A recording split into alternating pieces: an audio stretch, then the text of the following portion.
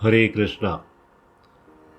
ओम अज्ञानतिमिरान्धस्य ज्ञानाञ्जनशलाकया चक्षुरुन्मीलितं येन तस्मै श्रीगुरुवे नमः।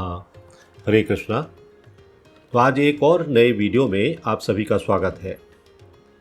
आज हम आपके लिए प्रस्तुत करने वाले हैं अध्याय 4 का श्लोक संख्या 34। मेरा आपसे निवेदन है कि यदि आपने अभी तक हमारे चैनल को सब्सक्राइब नहीं किया है तो अवश्य अभी इसे सब्सक्राइब कर लें और बेल आइकन को दबाना ना भूलें। बेल आइकन दबाने से आपको हमारे जब भी नए वीडियोस आएंगे आपको उसकी सूचना सबसे पहले प्राप्त होगी। तो आइए शुरू करते हैं। चौथे अध्याय का ये 34वां श्लोक बहुत ही महत्वपूर्ण है।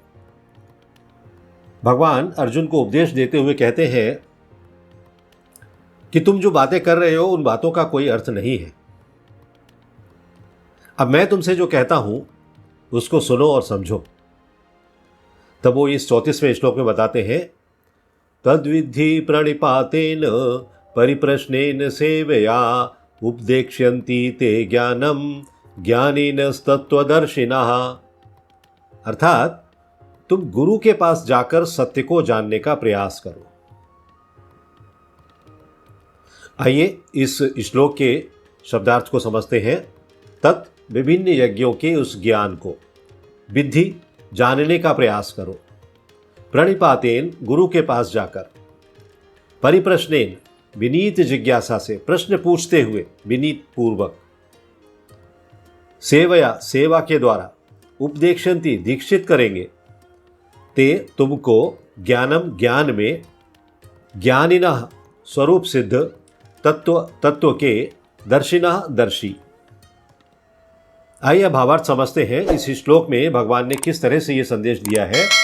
वो कहते हैं कि तुम गुरु के पास जाकर सत्य को जानने का प्रयास करो, उनसे विनीत होकर जिज्ञासा करो और उनकी सेवा करो। मतलब जब गुरु के पास आपको जाना है और प्रश्न पूछने हैं तो प्रश्न अहंकार के भाव में नहीं पूछने, विनीत होकर पूछने हैं। कभी कभी कोई शिष्य इस तरह से प्रश्न पूछते हैं कि मैं आज गुरुजी को हरा के रहूंगा। देखिए गुरुजी के पास इसका जवाब है कि नहीं है। ये सही नहीं है। गुरु को इस भाव से नहीं देखना चाहिए। तो इसीलिए यहां पर कहा गया है कि उनसे विनीत होकर जिज्ञासाएं करो। जो प्रश्न पूछो विनीत होकर, नम्र होकर, विनम्रता के साथ, और उनकी सेवा भी करो। स्वरूप सिद्ध व्यक्ति, चूंकि गुरु स्वरूप सिद्ध व्यक्ति है, अतः तुम्हें वो ज्ञान प्रदान कर सकते हैं। भगवान ये बात बिल्कुल स्पष्ट तौर पर कहते हैं कि हमें गुरु कैसा बनाना चाहिए, जो स्वरूप सिद्ध हो, जिसे पूर्णतया ज्ञान हो, क्योंकि उन्होंने सत्य का दर्शन कर लिया है, इसलिए वो आपकी हर एक जिज्ञासा का समाधान प्रस्तुत कर सकते हैं। तो ये किस प्रकार से गुरु बनाया जाए और गुरु का स्वरूप क्या होना चाहिए, इसके विषय में भगवान यहां बता रहे हैं। आइए इस श्लोक के तात्पर्य में हम समझते हैं। Purport by his divine grace A C Bhakti Vedanta स्वामी शील प्रभुपाद की जय। वो कहते हैं कि आत्म साक्षात्कार का मार्ग निसंदेह बहुत कठिन है। सेल्फ रियलाइजेशन आपको ऐसे आसानी से प्राप्त नहीं हो सकता, क्योंकि आप भौतिक जगत में इतने बुरी तरह से डूबे हुए हैं कि वहां से निकल पाना संभव नहीं है, और संभव है तो मुश्किल बहुत है। इसलिए अतः भगवान का उपदेश है कि उन्हीं से प्रारंभ होने वाली गुरु परंपरा से प्रामाणिक गुरु की शरण ग्रहण करनी चाहिए। ये गुरु परंपरा कहां से आ रही है? ये भगवान श्री कृष्ण से आ रही है, और शील प्रभुपाद उस श्रेणी में 32वें नंबर के गुरु हैं। तो हमें गुरु परंपरा से चले आ रहे प्रामाणिक गुरु से ये ज्ञान लेना चाहिए। इस परंपरा के सिद्धांत का पालन किए बिना कोई प्रामाणिक गुरु नहीं बन सकता। अगर आप परंपरा से नहीं आ रहे हैं तो आप प्रामाणिक नहीं हो सकते। बहुत सारे गुरु हैं, आपने देखा होगा मार्केट में बहुत सारे गुरु मिलते हैं। मैं ये कर दूंगा, वो कर दूंगा, मैं ये सिखा दूंगा, वो सिखा दूंगा, 2 महीने में आपको ये हो जाएगा, 3 महीने में वो हो जाएगा। कुछ नहीं, वो प्रामाणिक गुरु नहीं है। भगवान आदि गुरु है, जगत गुरु। कृष्णम वंदे जगत गुरु। भगवान आदि गुरु है, अतः गुरु परंपरा का ही व्यक्ति अपने शिष्य को भगवान का संदेश प्रदान कर सकता है। जो परंपरा से स्टेज बाई स्टेज जिस ज्ञान को ले रहा है वही व्यक्ति ज्ञान प्रदान कर सकता है, दूसरा कोई और नहीं। कोई अपनी निजी विधि का निर्माण करके स्वरूप सिद्ध नहीं बन सकता। मैंने अपना नया प्रोसेस बना लिया है, मैंने ये सिद्धि प्राप्त कर ली है, मुझे परंपरा से कोई मतलब नहीं है, शास्त्रों से कोई मतलब नहीं है, वो कभी गुरु नहीं हो सकता। वो सिर्फ ढोंगी और पाखंडी हो सकता है। और ऐसा आजकल के मूर्ख पाखंडी करने लगे हैं और बहुत सारे व्यक्ति उनके चंगुल में फंस जाते हैं। तो भागवत का 6 स्कंद के 3 अध्याय में 19वें श्लोक में कहा गया है, धर्मम तु साक्षात भगवत प्रणीतम। धर्म पथ का निर्माण स्वयं भगवान ने किया है। धर्म को किसने बनाया? भगवान ने बनाया है। अतएव मनोधर्म या शुष्क तर्क से सही पद प्राप्त नहीं हो सकता। सिर्फ सूखे सूखे तर्क करते रहो, कोई उनके पीछे उद्देश्य नहीं हो और कोई साक्ष्य नहीं हो, कोई प्रमाण नहीं हो, तो क्या प्रमाणित तो है नहीं, तो आप कहीं ना कहीं से कुछ ना कुछ तर्क लेकर आ जाएंगे और अपने आप से धर्म का पंथ बनाने लगेंगे, जबकि धर्म का पंथ किसने बनाया? साक्षात भगवान ने बनाया, भगवत प्रणीतम। नहीं, ज्ञान ग्रंथों के स्वतंत्र अध्ययन से ही कोई आध्यात्मिक जीवन में उन्नति कर सकता है। सिर्फ ज्ञान प्राप्त कर लिया उससे भी आध्यात्मिक जीवन में उन्नति नहीं होगी। भौतिक जगत का कितना भी ज्ञान प्राप्त कर लो आप, कुछ नहीं हो सकता सिवाय नौकरी करने के। या बहुत से लोगों को तो कितना पढ़ जाने के बाद भी नौकरी भी नहीं मिलती। तो ज्ञान प्राप्ति के लिए उसे प्रामाणिक गुरु की शरण में जाना ही होगा, दूसरा कोई विकल्प नहीं। प्रामाणिक गुरु, बोनाफाइड गुरु,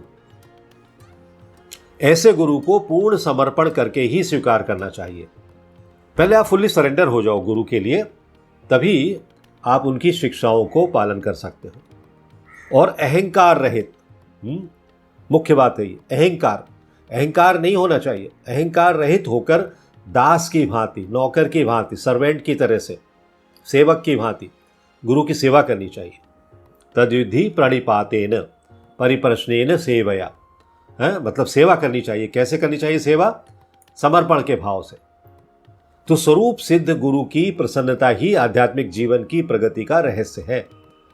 आध्यात्मिक जीवन में आपकी प्रगति हो रही है कि नहीं हो रही है, ये कैसे पता होगा? यदि आपका जो गुरु है वो प्रसन्न है आपसे, तो आपको पता लगना चाहिए कि हाँ, गुरु प्रसन्न है तो मेरी प्रगति हो रही है। तो जिज्ञासा और विनीत भाव के मेल से आध्यात्मिक ज्ञान प्राप्त होता है। आपने प्रश्न किया और आप विनम्रता के भाव से गुरु के लिए समर्पित हैं तो आपको ज्ञान प्राप्त होगा, अन्यथा ज्ञान प्राप्त नहीं हो सकता। बिना विनीत भाव के और सेवा के विद्वान गुरु से की गई जिज्ञासाएं प्रभावपूर्ण नहीं होगी। वो कोई उत्तर भी देंगे तभी भी उनका प्रभाव आपके ऊपर होगा नहीं, क्योंकि आपके दिमाग में तो कुछ और बैठा हुआ है। आप गुरु को गुरु की नज़र से देख नहीं रहे हो, आप अहंकार में डूबे हुए हो, तो आप गुरु का कहना कभी सुनोगे नहीं, उसको अपने ध्यान में लाओगे नहीं। तो शिष्य को गुरु परीक्षा में उत्तीर्ण होना चाहिए। जब गुरु शिष्य में वास्तविक इच्छा देखता है कि हाँ, इसको अंदर से इच्छा हो रही है ये ज्ञान प्राप्त करने की, तो वो वास्तविक ज्ञान प्रदान करता है, उसका आशीर्वाद देता है कि तुमको ये वास्तविक ज्ञान प्राप्त हो। तो इस श्लोक में भगवान क्या कहते हैं कि अंधानुगमन नहीं करना है, हमें ब्लाइंडली किसी को फॉलो नहीं करना है और निरर्थक जिज्ञासा भी नहीं करनी है।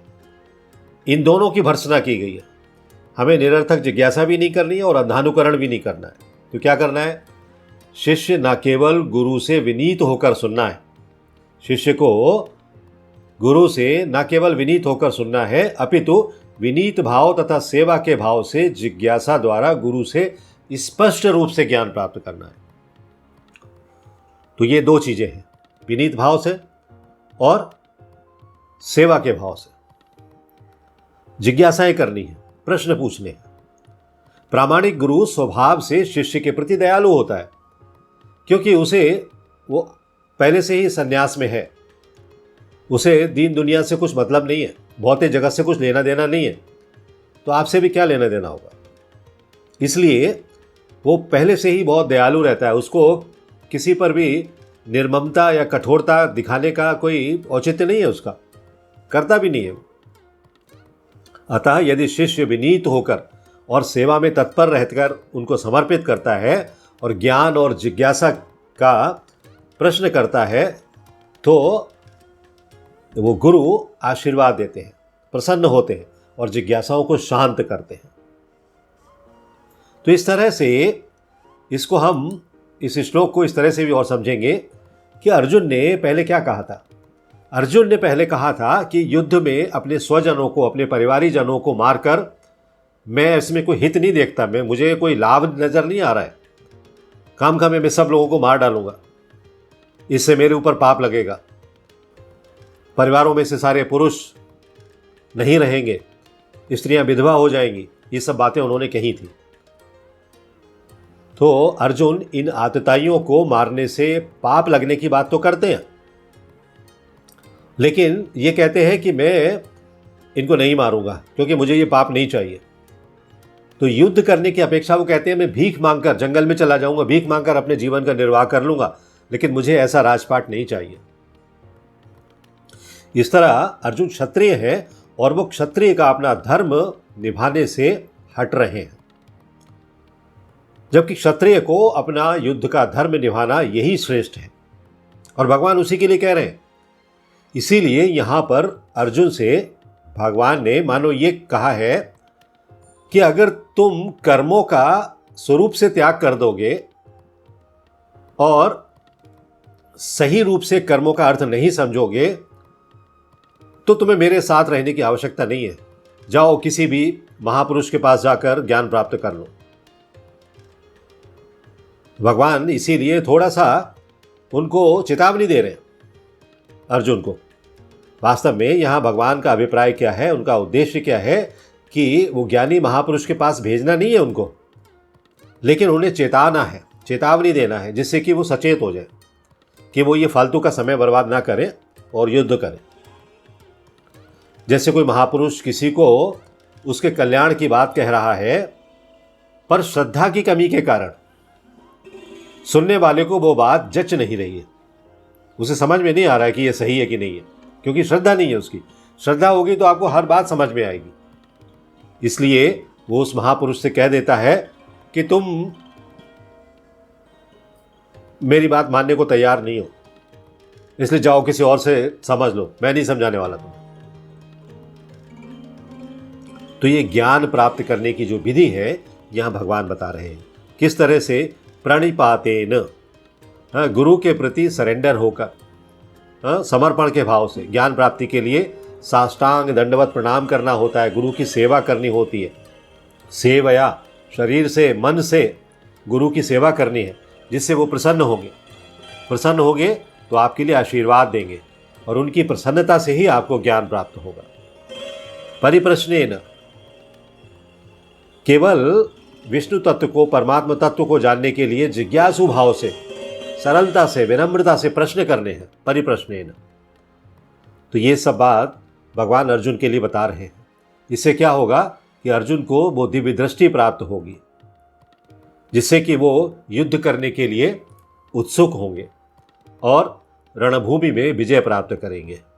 हरे कृष्णा कृष्ण कृष्ण हरे हरे, हरे राम राम राम हरे हरे। यदि आपको यह वीडियो पसंद आया हो तो लाइक करें और अपने मित्रों तथा संबंधियों के साथ शेयर करें। ऐसे ही अन्य वीडियोस के लिए हमारा चैनल सब्सक्राइब करें और बेल आइकन दबाना ना भूलें।